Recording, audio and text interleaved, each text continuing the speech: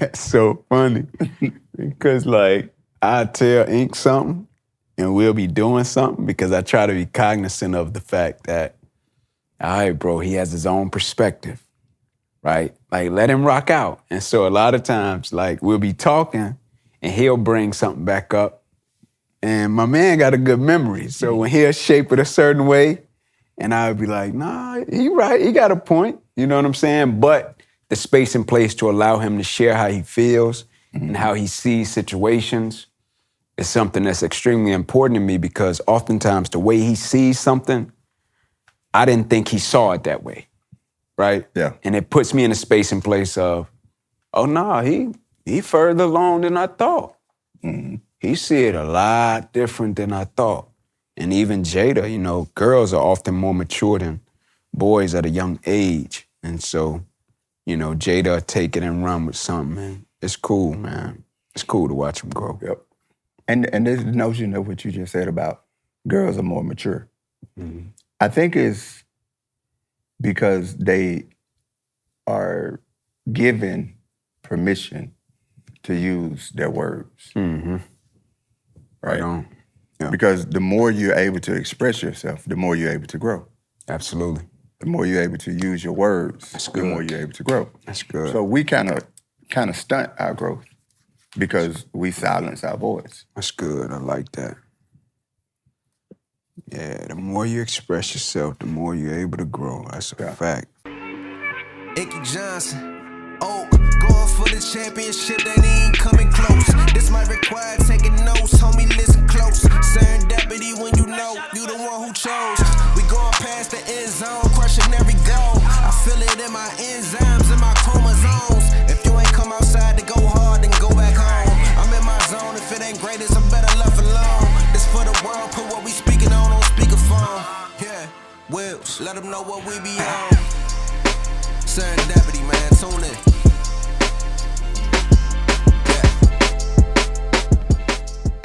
What's going on, good people? Welcome to another episode of Serendipity. I'm Inky Johnson here with my brother. I'm Oak for News. What's happening, people? Let's get to it. How you feeling, man? I feel pretty good. Yeah. I feel pretty good. Yeah, just we've had the opportunity to, you know, just chop it up. Yeah. But and what we chopped it up about is this has just been on me probably the past few days, which is I don't want anyone to get it misconstrued. Right. At all. And that is we talk and we converse. Yes, indeed. And we speak a lot of positivity. Yeah. But life is real for everyone, including us. I don't want you better believe no one to think that it's just sunshine and roses and cotton candy over here. Man, come on. You know what I mean? Come on, man. And so what I'm saying all that to say is really authentic and genuine. Absolutely. Absolutely.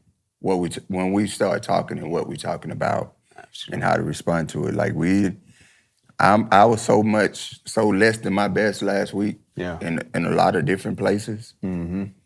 And, you know, because life comes at you. No question. Right? That's why we speak a lot about giving yourself grace, giving yourself mercy, forgiving yourself, because you're going to be less than your best. Absolutely. That's right? real. That's real. But the fact of the matter is, this train gonna keep on rolling. Life gonna keep going.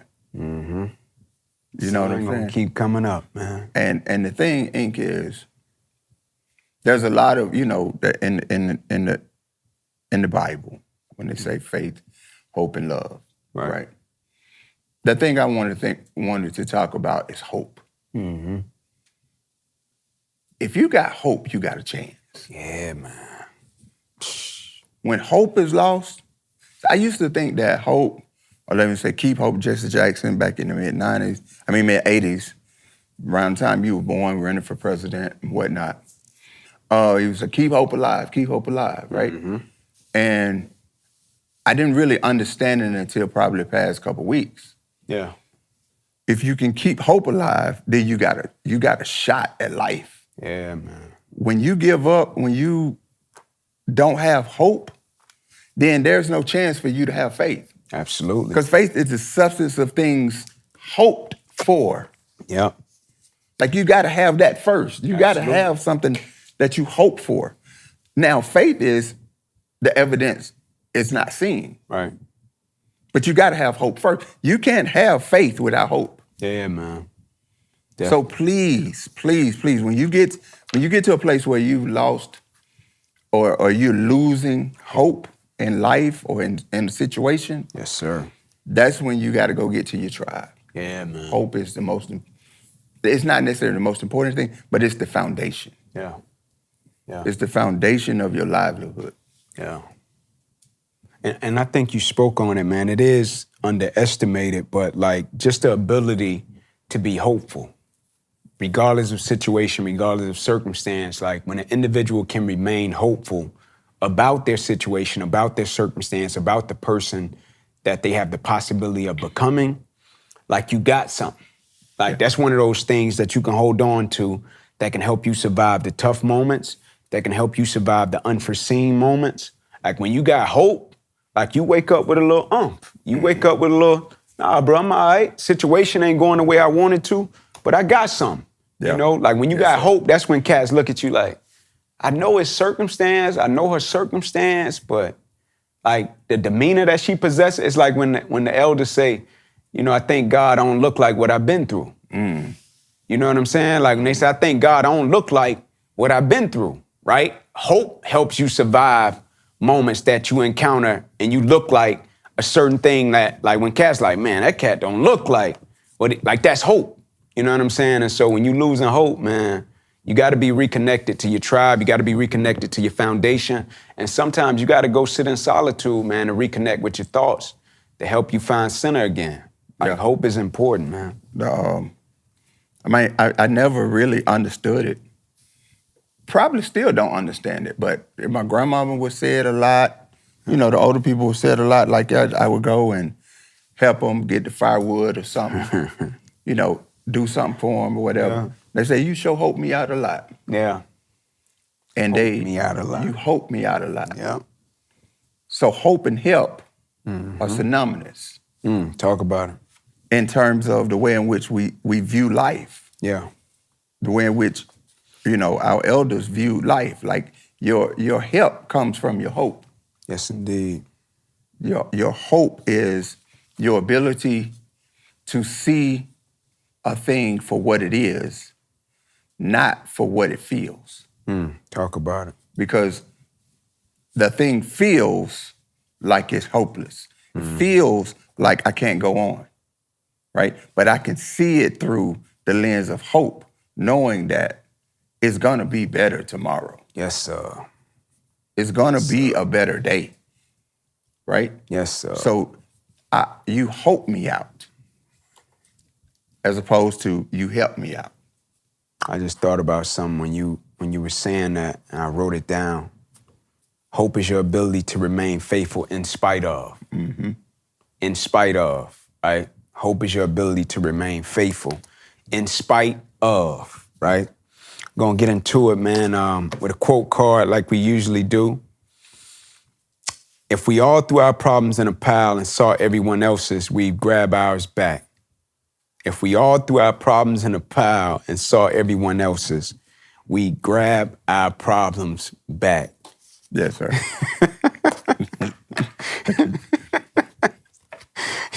No, I'm laughing. Oh, hey, that's as real as it get. Exactly. You understand? That's as real as it get, Doc.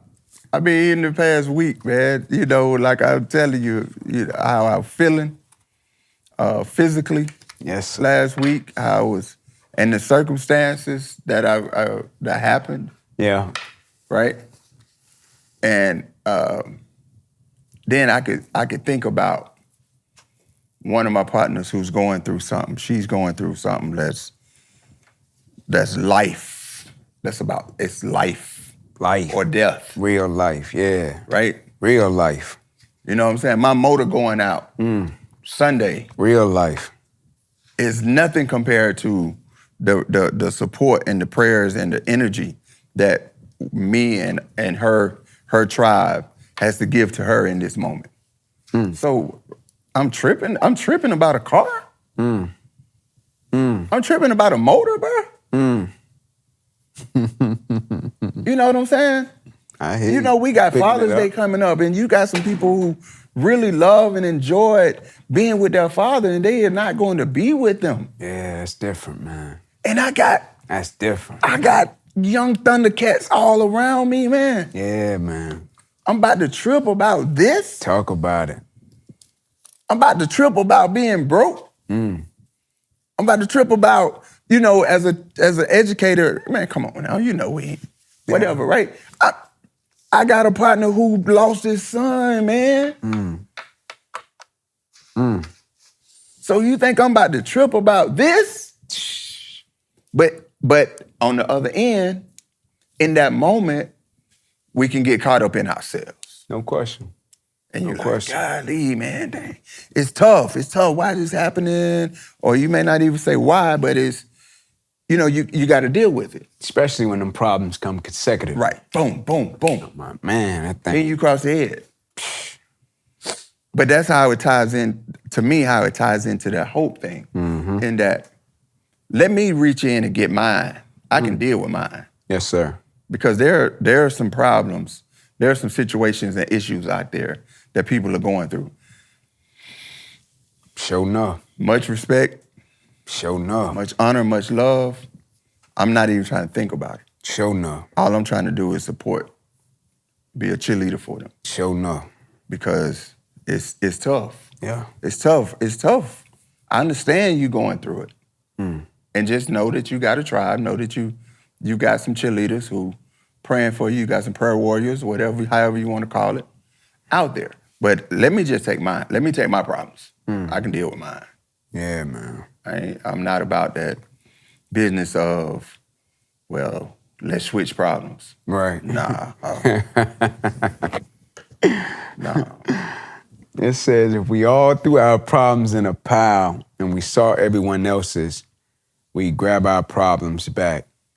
I think one of the greatest things you can do as a friend, as an associate, as a team member, is when somebody you know is dealing with a problem, situation, circumstance, is sometimes just be there, man.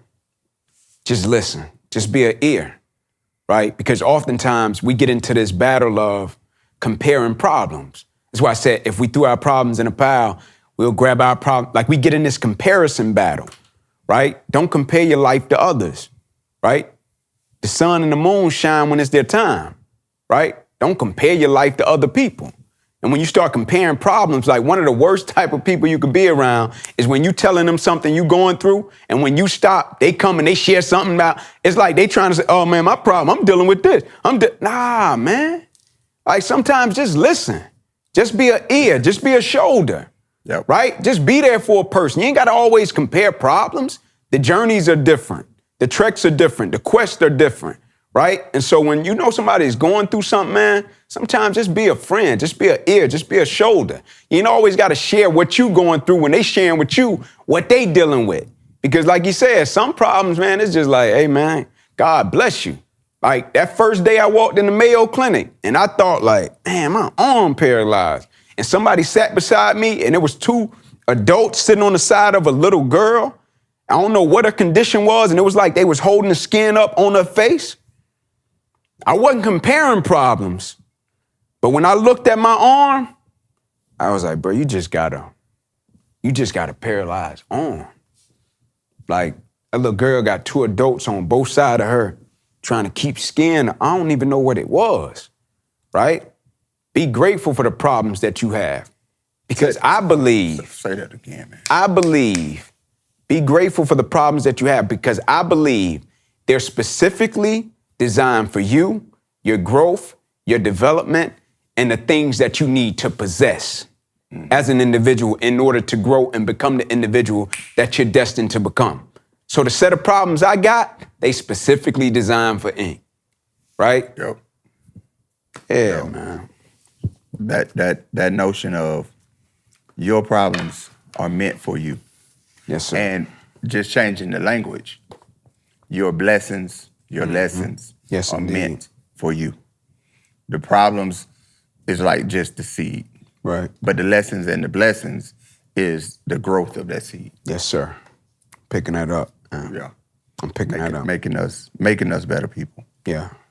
for sure. Oh, we was talking about something earlier, man, and I think it deserves, some more dialogue. We was talking about the more you express yourself, the more you're able to grow, right? And we was just talking about just the power of expression, with young people, with elders, with people in general, man. Like just the power of expressing yourself and how you feel, how you see things. And we was talking about with young people. I want you to talk more about that in terms of your perspective on that. My perspective is like a lot of times we say like girls are more mature than boys. Yeah. I think part of that is not necessarily nature, but nurture. Yeah. The nurture aspect of it is that if you give room and create an environment for people to express themselves, that it creates a place for them to grow and mature. So, as we were growing up, as boys, something happened, you get cut, you get hit. All right, man, get on back out there. Right. You don't have the environment to say, hey, Pops, that hurt. Yeah. Because you could say, I'm hurting. It hurt. It hurt when I fell. Right. It hurt. I'm going to go back out there. But it hurt. Yeah. So now you're not dealing with you haven't compounded the problem. Right. The only issue now is just dealing with the hurt. Right. Whereas if you get hurt, if you fall, or if something happened, a girl breaks your heart, and she doesn't call you back or something like that, we get ridiculed. Oh man, you soft, you this, you that. So what that does is we begin to just internalize things. Right? And the more we internalize, the more we're not able to grow. It stagnates your growth. Man. But if you're able to say, hey, Ink, man, shit, I tried, I shot my shot, I missed. And you know what? It really hurt me. Yeah. Yeah. And then whatever, if your response is, I hear you, Yeah. it's cool, Picking it up. it's gonna be all right. Shoot you another shot. Yeah. Or if your response is, man, what you talking about? You over this girl for real? That's what we doing. You know what I'm saying? If you ridicule my feelings, Right. then now I'm not able to, I don't feel comfortable talking to you. Absolutely. I don't feel comfortable expressing myself to you. Yeah, man. But ultimately what that does is it creates an environment where we're not going to be vulnerable with each other. You always want to create, like with young people, say what you want to say, like as long as you're able to say it in a respectful way, in an honorable way. But whatever your feelings are, they're your feelings. Absolutely. Had this conversation, man. Had this conversation, young Thundercat. He's grown, but anyway, one of the young cats that I mentor, he hit me up other night, and he said, "Mr. Mitchell, can I just talk? I just got to talk." Yeah. And I said, "Yeah, sure." He said, "Anybody around?" I said, "Nah." And he just laid his heart out about some of the past instances over the weekend with him and his wife. Yeah. I'm just listening. I didn't offer any type of solution. Right. I didn't offer any type of correction. It was just listening. Yeah. I said, brother, I thank you. I thank you. I'm proud of you for being able to express yourself. Absolutely.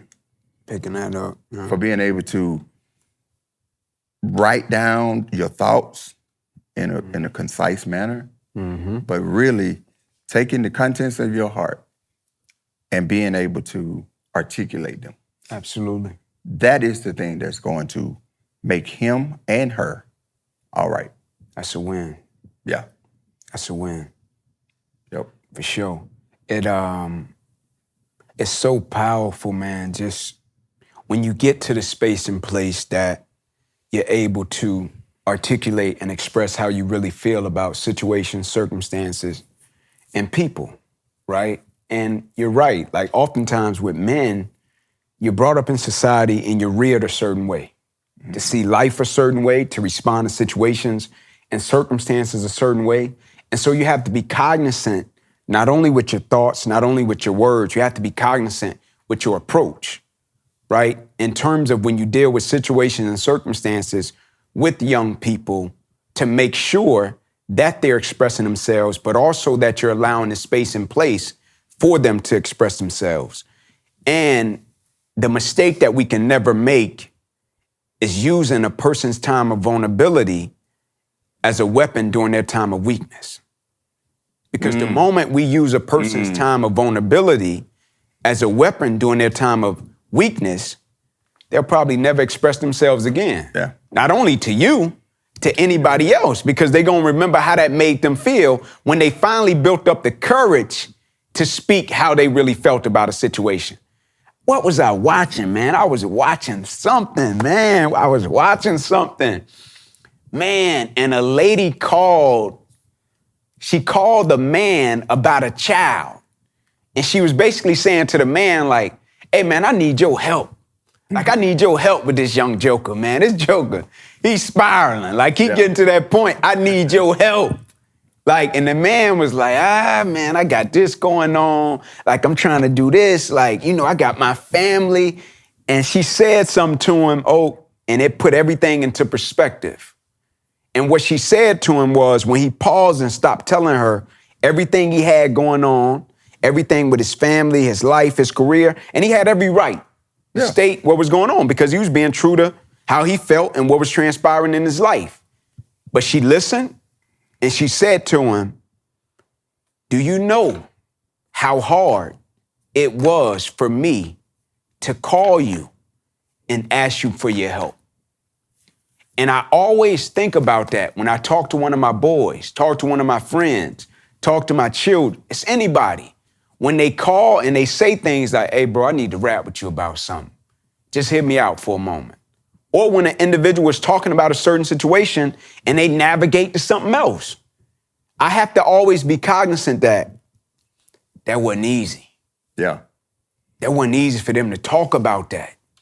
Or that wasn't easy for them to ask me for that. That wasn't easy, right? And oftentimes we get in the place of judgment. We get in the place of, man, that wasn't easy. So the next time somebody confides in you and shares some things that you like, man, they ain't never said that to me before. I ain't never seen that side of them before. Keep in mind, that probably wasn't easy for them. You know what I'm saying? What you just talked about is the narrative of the word empathy. Yes, sir. Yes, indeed. Right? And it's a narrative, it's an example of empathy. Yes, indeed. Which is, yeah, okay, you know, mom, auntie, whoever she was, reaching out. And my response, my man's response, was from a standpoint of coming from it's not selfish, right? It's self-referential. Yeah. What I mean by that is he responded from what he had going on. No doubt. As opposed to empathy is, what is it that she is going through? Mm-hmm. What is it that she's feeling? Yeah. How much courage did she have to muster up just to have this conversation with me, to ask this of me? Absolutely. So understanding that when people, especially people who confide in you, that there's a level of trust that they have, there's a level of love that they have for you, there's a level of admiration that they have for you. Yeah. The fact that they asked. Absolutely. Right? Yeah. That is one of the epitomes of empathy.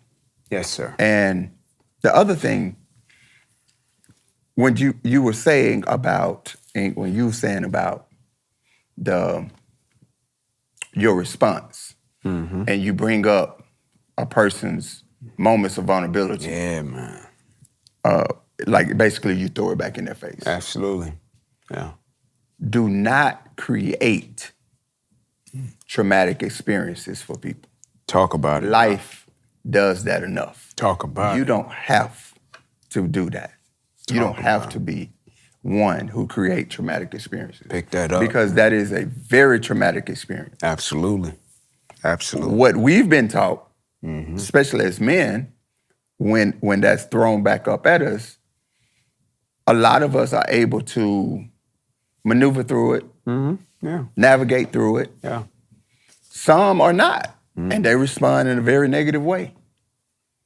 That's why, the penitentiaries are filled right. One of the reasons why penitentiaries are filled right now. Yes, sir. Because traumatic experiences were created Yes, sir. for them. Yes, sir. Now, everything is a you issue, yes. I'm not absolving us from our reaction to these traumatic experiences. But the least we can do is not provide or create traumatic experiences. And one of those emotional traumatic experiences is when you throw something back in a person's face when they were very vulnerable with you. Picking that up, man. Picking that up. I love it, Oak, that you said oftentimes we can navigate through it, and some men, they may navigate through it in a different way, but like oftentimes, even what I've learned personally, you can navigate through the experience, but you can navigate through the experience using the wrong methods. And so it can get to a place to where it's counterproductive. You got through it, you got on the other side of it, you survived it, but it's almost like you were dealing with something to where you needed real deal surgery, but you put a Band-Aid on it. Band-Aid got you through, but bro, you need surgery. You know what I'm saying? And so we'll navigate to get ourselves through it, but we're using the wrong method. And so down the line, it becomes counterproductive to our development and our growth and the people that we're striving to become.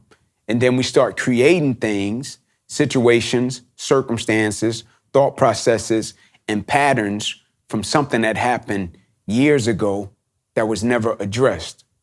Like, man, you gotta really be cognizant when you see certain behavior that pops up in your lineage. Like, you gotta really be cognizant. Like, and somebody has to address it. Yep. Because if it never gets addressed, it's just gonna get repeated in different manners, right? So somebody gotta face it, right? And it's gonna run its course between a lot of different people. You're gonna see the behavior popping up. You're gonna see the thought process. You're gonna see the attitude popping up. Like, it's gonna run its course. Like, it's like me, man. When I was coming out of that 2-bedroom home with 14 people, I'm running to that bus stop with me and my cousins. We shaking that book bag out with roaches and rats. I'm like, yep, bro, we doing this today, but I guarantee you this shit gonna stop from here. I guarantee you, right? I ain't tripping. We in it. It is what it is. But I guarantee you, not only are we in it, we gonna get through it. I'm gonna show you. I ain't gonna talk about it. I'm gonna show you. Somebody gotta face it. Because if you never face it, it's gonna keep getting repeated and it's gonna run its course, and you got the option. You could talk about it or you could do something about it. You can always talk about it, cool. Share how you cool. Or you get to the point where you like, hey man, like, I hear you, bro, I feel you, but nah, this right here, we finna do something about this. Like, we gonna try to change this. We got people behind us helping us with this. And so you can get through a situation, but be careful, man, that you don't use the wrong method and it becomes counterproductive down the line because it never really got addressed. You just got through it, right? Yep. I simply put, Ink for me is we can navigate through trauma, yet we must navigate to healing. Yes, sir. Yes, sir. You can navigate through trauma, but you must navigate to healing. Yep. The healing is the peace. Yes, sir. We got PhDs in going through trauma. PhDs, baby. Right? We haven't graduated kindergarten from the healing, from understanding how to heal. Preschool. Right. And that thing just be popping up, bro. Yeah. Like, that's the thing about life. Like, Like, you gotta pay attention, because stuff pop up in different ways, man. It can pop up in language, how you deal with people, how you deal with your children, like your behavior in business. A lot of things, man, it pops up from trauma, from traumatic experiences that never really got dealt with. That's why I give people props, man. Like, I love it, man. Like, Shannon Sharp said something, I was like, man, that was so real and dope. When he was like, man, don't never judge where you see a person at, because you don't know where they had to travel from. He said, you can catch a cat on the street and you could be like, man, look at this cat on the street, but you don't know my man was under the bridge yesterday. Yeah. And so when I see a person that has the courage to face and to work on certain things, like, man, I know that ain't easy, you know? And you got all the respect, all the props in the world, man. Keep fighting that good fight, keep going. Ink, I got a question for you. Yes, sir. What are the, if Lil Ink, if Ink J asked you, said, Pops, what are the principles you live by? Mm-hmm. Yeah. What are your principles? Yeah. First and foremost, it'll be humility. Second is servanthood. Third is your ability to seek God. Mm-hmm. And when I say your ability to seek God, like, I always believe that God is present in situations, in circumstances, in people, in encounters. Your ability to seek God, right? That's the one thing that I felt has always saved me in terms of when I journey, when I encounter something, just my ability to step back and say, all right, God, what is this? What are you trying to teach me right now? What's the lesson in it? All right, this is not going my way. Your ability to seek God. So humility, servanthood, and your ability to seek God. I hear you. So, and how I would describe that last one is just spirituality. Yeah, you can call it that. Yeah. Humility, servanthood, spirituality. Yeah. Mine is wisdom, humility, compassion, spirituality, empathy. Yes, sir. But the reason I ask that question, and I ask anyone who's able to hear that question, think on what are your principles, like, for real. Like, let's get to the rat killing of the matter. Mm-hmm. Because that becomes your anchor, that becomes everything that you believe, that becomes who you are, that becomes how you move. And a lot of times, you know, your principles may change as you get older and your circumstances shift and whatnot. But yet, to always have a set of principles. Yes, sir. Right? Yes, like, sir. people say loyalty. Some people may say trust. Some people may say truth. Yeah. Whatever it may be for you. Right. You know what I'm saying? It doesn't, we're not in the barbershop going back and forth about whose principles is better or worse or this, that, and the other. Right. What I'm saying is find your principles. Find them, sit on them, reflect on them, think on them, and then you're going to be able to walk on them. Mm-hmm. That's going to be, that is what defines who you are. Absolutely. As a person. Yes, your indeed. principles. Yeah. Right? So that's why, and like, for me, it's like nurturing. Mm-hmm. is something that I'm very big on, right? Yeah, it falls under the umbrella of compassion for me. Yeah. Right? So being able to think and being able to listen and being able to figure things out, that falls under wisdom. Mm-hmm. Right? Yeah. So there are a lot of things that I want us to be very cognizant of these principles. Like, let's get to the bare rat killing matter of what are the things that you live by. Yeah, man. Regardless of situation, circumstance, such that becomes your navigation. Yeah. That becomes your GPS. Got you, man. Right? So then now when I get upset and I respond in a certain way to someone, let's say, you know, something as frivolous as, okay, somebody stepped on my shoe. I was already upset. Yeah. and now I go off on them, right?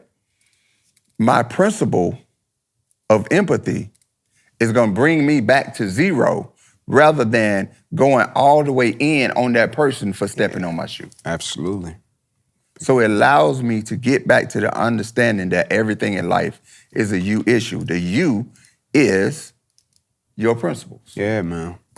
Because it's like this, Oak. Like, I remember when I was young, and if I would go somewhere with an elder, or go somewhere with, an adult, and we would be speaking to somebody, and an adult might pull out a pad and jot down what's being said, right? Or if a person is telling them something, they may start writing. And as a young person, you thinking like, man, like, why are you writing it down? You can't remember. Like, you ain't got no elephant memory, you know what I'm saying? You start messing around, like, but then as you get older and just life speeds up, you have children, you got a wife, you got extracurricular, right? You're more apt to forget things, right? And then you get to a certain space and place in your life and you think about it like the young, talented athlete, right? You see a young cat, talented, can ball. I'm talking about can flat out do it. Might be the baddest in the gym, but the baddest with a right hand. I'm talking about nobody can stop them going right. They can go right when they want to, how they want to, and can't nobody in the gym stop. They're that athletic. They that cold-blooded, got the mindset, got the spirit, the demeanor. They gonna go to the right and everybody in the gym know it and you still can't stop them. And somebody gonna come to them and say, hey, young blood, hey man, you cold-blooded from that right. Work on that left hand. Like start going left, like start figuring out ways to get to the other side. Young cat gonna be like, I hear you, OG, but can't nobody stop me going right. Like I'm getting to the right at will. And then one day, big game, doing his thing, doing her thing, and she come up against a cat. Take that right away. I'm talking about annihilates him. Then everybody takes that strategy and knows how to play him. And now they're trying to change their game. And other people might be like, see, I told, going to right his whole life. I told he should have worked on his left, right? Now one can look at that situation and be like, man, like they shutting him down now. Like she can't do nothing. He can't do nothing now, right? When really you're getting the opportunity to work on the weakness. Now you're getting the opportunity that your advantage have now become your disadvantage, but you still have an opportunity to become better at what you're doing. But because you were young, strong, gifted, talented, you didn't really work on that other side because you felt like nobody could stop you. And so when you talk about being with an elder and somebody writing something down, when you talk about working on certain things, you're always going to get to a space and place to where you have to revert back to the things that you're being guided by because life is going to test you. I promise you. And so when you got it, humility, when you got it, servanthood, when you got it, seek God. It's not just something to talk about. It's something that you revert back to or something that life can bring you back to when things are spiraling out of control. You're like, man, I know what I'm being guided by. Okay, seek God. Cool, got it. Find a place to serve. Find somebody to serve. Got it. Service is the currency to elevation. Ink, let's go. Humility, right? Put your feet on the floor. Always be grounded, right? You're going to need to be guided by something, man. Life could be going great. You could be making money, business flourishing. You might feel like, man, I don't need nothing. Then you can come into 2025 and life hits you with a 3-piece and a biscuit. And you feel like you out there. You can't grab nothing. Go back to them principles, man. Let it reset you. Let it guide you. Let it get you to where it needs to get you. Yeah. That's why they're so important, man. The principles are so important. Because as you're saying all of that, it's like on both sides. Yeah, if I'm winning, I got to lean on my principles. Yeah, man. If I'm losing, I got to lean on my principles. They keep you dead, set, grounded in what it is and who it is that you are. Yeah, man. Yeah. Right? That's it, man. That's all I want. I just want us to really concentrate and be real cognizant of what is it that I believe? What is it that I live by? What is it that I know? In terms of my relationship to this universe, my relationship to God. That's what your principles are for. What if we could get cats to, when things are going great, to approach things with the same fire, tenacity, drive, and hunger, that when it's going great, because when it's not going great, or when we're trying to figure a thing out, we're on fire. Tenacity, drive, hunger, eagerness, right? We're open, like we're listening. But when things start going the way that we want it to go, all of those things seem to subside. Yeah. What if when things are going great, we could teach or press, hey man, that same hunger, keep that. That same eagerness, keep that. That same open, keep that. Why is it as people, when things are going well, it's like, all right, cool. That got me there. I don't need that no more. I'm here now. Right. Meaning when we make it, Yeah. or feel like we've made it, or we're winning, Right. we let our guards down. Yeah. Because you're not walking in your principle. You're walking in your preference. You're walking in the result of something. You're walking in the product of something. The product is I'm winning. So that means I change the way in which I perform, the way in which I prepare. So what happens is we have to start from the beginning. Your process is who you are. Your product is for the world, for other folks, for your family, for any and everything else outside of you. Your process is who you are. Yes, indeed. So if I'm winning, Pick it up. I don't care. If I'm losing, I don't care. Yeah. I mean, my sons and think I'm crazy. We can be watching a game and Georgia is playing. You know, I'm Georgia born, Georgia bred, till I'm Georgia dead. He is a bulldog. That's the one thing I don't really rock with him on, but he's still my dog. Yeah, you're right. You're what? Dog. You my dog. I'm gonna give you that. I'm gonna give you that. So we can be watching the game and Georgia can be up 42-7. Yeah. And the defensive end, they run a jet sweep. The defensive end does not take a 90-degree angle to the sideline, right? He runs his butt upfield. Yeah. Oh, I'm about to break the TV. Yeah. Pop, we up, we winning. No, it doesn't matter if we winning. Right. Run your butt to the sideline, man. Do what you're supposed to do every time. That's your principle. Do what you're supposed to do every time. You're supposed to do, Doc. Every time. Yeah, Right? man. If you're supposed to step with your inside foot, step with your inside foot. Yeah, man. I don't care what the scoreboard is. You don't play to the score. You play to the standard. Play to the standard, Chief.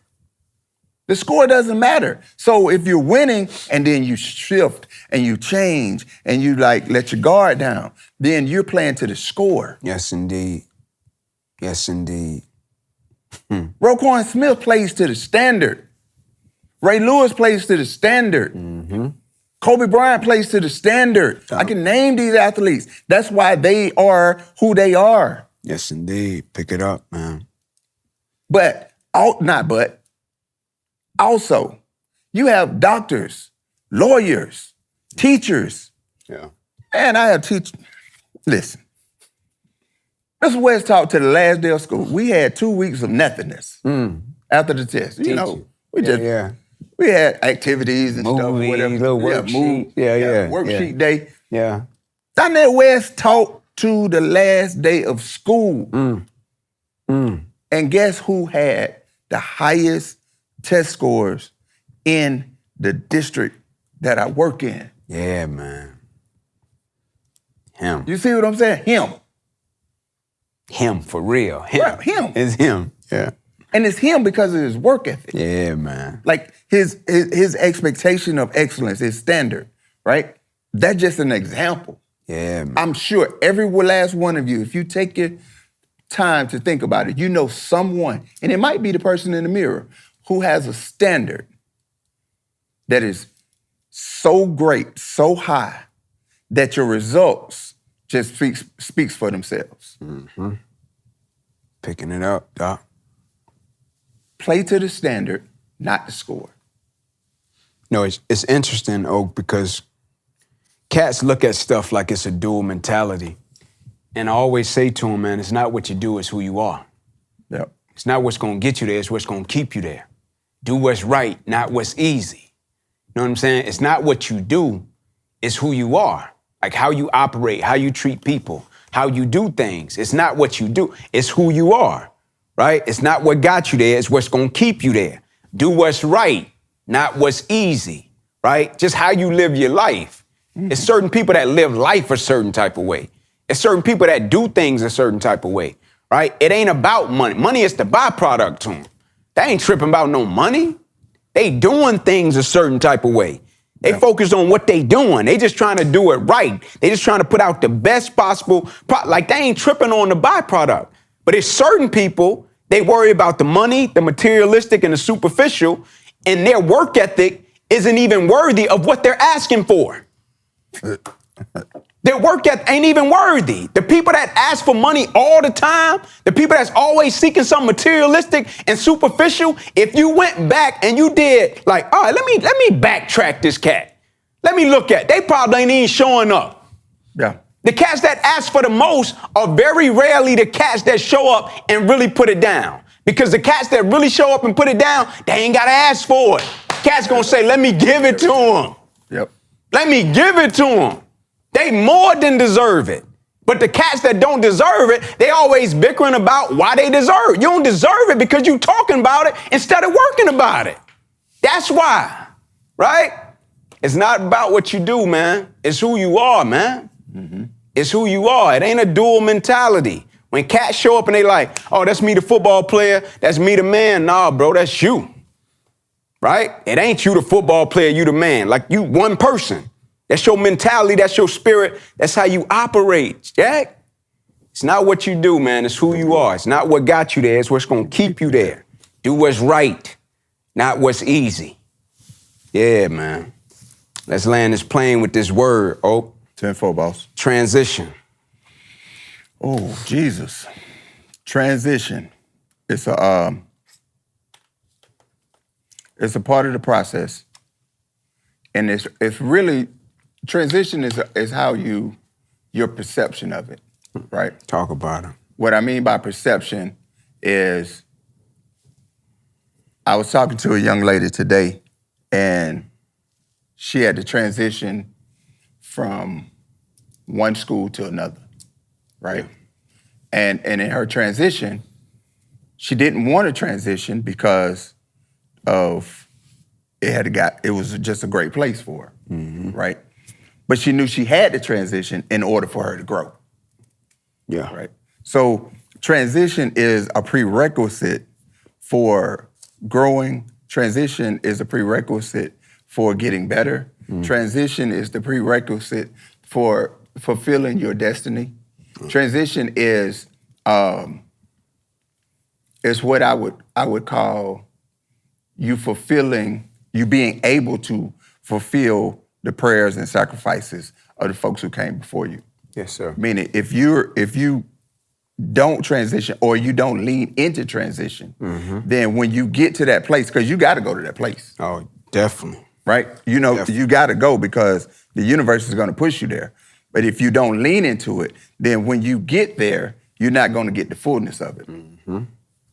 Right? Picking that up. But when you lean into it, although you don't want to go, although it's not comfortable, yet you're saying, you know what? I know I gotta go. I don't want to go, but I gotta go. Yeah. Then I'm able to pick up everything that I'm supposed to get as I transition into this new place, into this new space.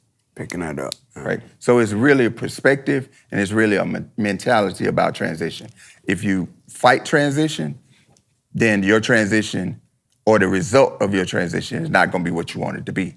If you lean into it, you're gonna get the fullness and fulfill the promise that the transition that the transition promised to you. Yes, sir. Before you even got there. Yeah.